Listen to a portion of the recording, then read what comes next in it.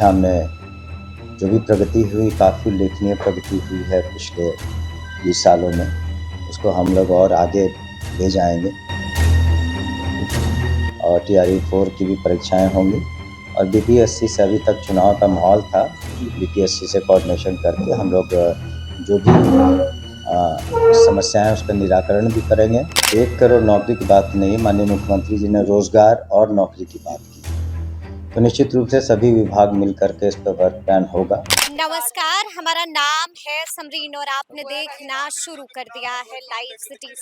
देखिए, शिक्षा विभाग का जिम्मा एक बार फिर से सुनील कुमार के कांधों पर आ गया है और आप बखूबी जानते हैं कि बिहार के शिक्षा मंत्री एक बार फिर से सुनील कुमार को ही बनाया गया है। और इस वक्त की बड़ी खबर यह है कि अब से कुछ देर पहले शिक्षा मंत्री का पदभार ग्रहण किया है सुनील कुमार ने। और ऐसे में सुनील कुमार जी ने मीडिया कर्मियों से भी बातचीत की है और उस बातचीत के दौरान उन्होंने बता दिया है कि आगे आगे क्या कुछ करने जा रहे हैं बिहार के शिक्षा मंत्री सुनील कुमार। तो क्या कुछ बता रहे हैं शिक्षा मंत्री सुनील कुमार, सबसे पहले आप उनको सुनिए। आप सभी को नमस्कार। और सबसे पहले हम माननीय मुख्यमंत्री श्री नीतीश कुमार जी को अपना आभार प्रकट करते हैं उनके प्रति, क्योंकि उन्होंने हमें भोरे से चुनाव दोबारा लड़ने का मौका दिया। और वहाँ की जनता को भी हम अपना आभार प्रकट करते हैं कि उन्होंने अपने मतों से हमें अपने प्रतिनिधि के रूप में हमें चुना। और माननीय मुख्यमंत्री ने पुनः अपना विश्वास हमें जताया है शिक्षा मंत्री के रूप में। और निश्चित रूप से जो शिक्षा में जो भी प्रगति हुई, काफ़ी उल्लेखनीय प्रगति हुई है पिछले 20 सालों में, उसको हम लोग और आगे ले जाएंगे। और विशेष करके छात्र छात्राओं के हित में जो भी योजनाएं हैं पूर्व से चल रही हैं और नई योजनाएं, उसको हम लोग अच्छे तरीके से कार्यान्वित करेंगे, ताकि बिहार के जो छात्र छात्राएं हैं उनका भविष्य उज्जवल हो।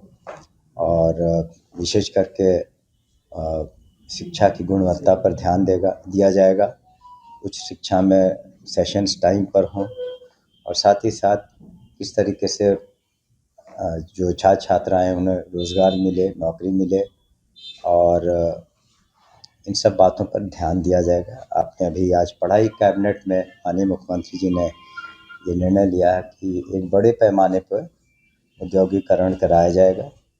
और साथ ही साथ उद्योग नीति में काफ़ी उदारता बरती जाएगी और कई पहलू हैं उसके, और उस पर हम लोग काम करेंगे। और निश्चित रूप से शिक्षा विभाग से के सभी हमें पदाधिकारियों का सहयोग पिछली बार मिला था और मिलेगा। और शिक्षकों से हमारी एक ही गुजारिश है कि वो मन लगा के अपने छात्र छात्राओं को पढ़ाएं, और जो भी शिक्षकों के हित में हो पाएगा वो सरकार करेगी। लेकिन उन्हें समय पर स्कूल आना पड़ेगा, अनुशासन में रहना पड़ेगा, और ये देख करके कि छात्र छात्राओं का भविष्य अच्छा हो, बेहतर हो, उन्हें पूरी लगन और निष्ठापूर्वक अपने कर्तव्यों का निर्वहन करना पड़ेगा। सर, एक आखिरी सवाल है कि अगले 5 साल में सरकार ने 1 करोड़ नौकरी देने की बात की है और शिक्षा विभाग में उसमें काम होगा। देखिए, 1 करोड़ नौकरी की बात नहीं, माननीय मुख्यमंत्री जी ने रोजगार और नौकरी की बात की है, तो निश्चित रूप से सभी विभाग मिलकर के इस पर वर्क प्लान होगा। और शिक्षा विभाग में जो भी कमियां हैं या जहां आवश्यकता होगी, हम लोग इसमें उसको पूरा करेंगे। नौकरियां निश्चित रूप से मिलेंगी और TRE-4 की भी परीक्षाएं होंगी। और BPSC से अभी तक चुनाव का माहौल था, BPSC से कोऑर्डिनेशन करके हम लोग जो भी समस्याएं उसका निराकरण भी करेंगे। और निश्चित रूप से शिक्षा विभाग से के सभी हमें पदाधिकारियों का सहयोग पिछली बार मिला था और मिलेगा। और शिक्षकों से हमारी एक ही गुजारिश है कि वो मन लगा के अपने छात्र छात्राओं को पढ़ाएं, और जो भी शिक्षकों के हित में हो पाएगा वो सरकार करेगी।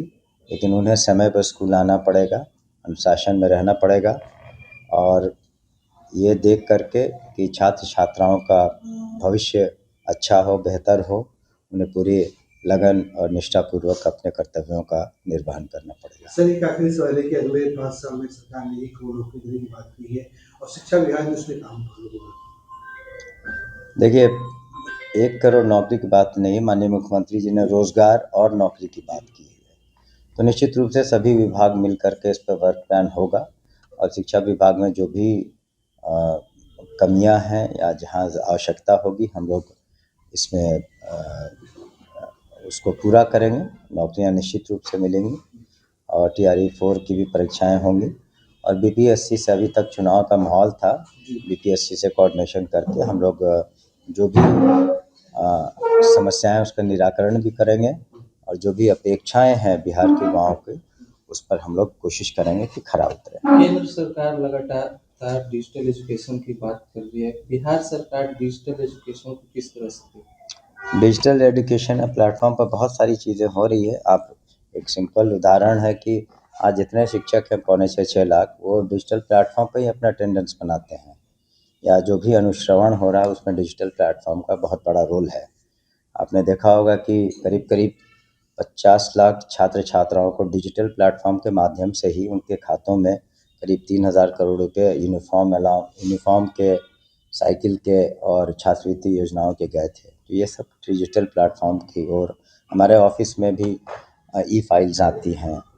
तो इस तरीके से और उसे बढ़ावा मिलेगा और निश्चित रूप से हम लोग उस पर और काम करेंगे। बहुत सारे स्कूल ऐसे हैं जहाँ पे कंप्यूटर लैब तो बनाया गया है, लेकिन वो सुचारू रूप से काम आपने हमारी बात को पूरी तरीके से सुना नहीं। हमने कहा कि जो भी आवश्यकताएं होंगी उसको हम लोग पूरा करेंगे और जो भी अपेक्षाएं हैं उसमें हम लोग ज़रूर कोशिश करेंगे कि जल्द से जल्द अपने कार्यों को पूरा करें, ताकि हमने शुरू में ही कहा कि जो एजुकेशन है, जो शिक्षा है, उस गुणवत्तापूर्वक से उसको पढ़ाया जाए और साथ ही साथ बच्चों का भविष्य ठीक हो, बेहतर हो, उज्ज्वल हो, उसके लिए प्लेसमेंट, नौकरी इत्यादि पर भी सरकार ध्यान देगी। आपका बहुत बहुत धन्यवाद।